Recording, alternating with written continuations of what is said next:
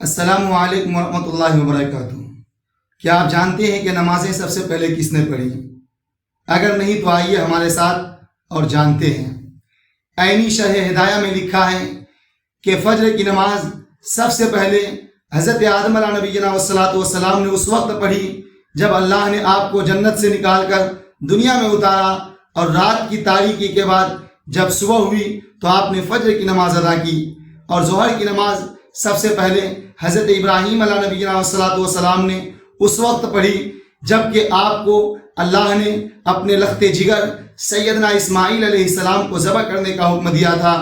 اور عصر کی نماز سب سے پہلے حضرت یونس علیہ السلام نے اس وقت پڑھی جب کہ آپ کو اللہ نے مچھلی کے پیٹ سے صحیح سالم نکالا اور اللہ نے آپ کو دوبارہ زندگی عطا فرمائی۔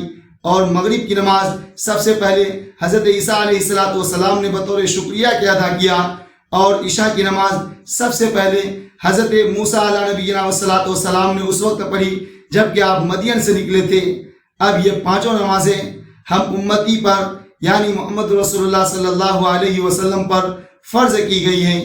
ہم اللہ سے دعا کرتے ہیں کہ اللہ تبارک و تعالی ہمیں یہ پانچوں نماز باجماعت ادا کرنے کی توفیق عطا فرمائے۔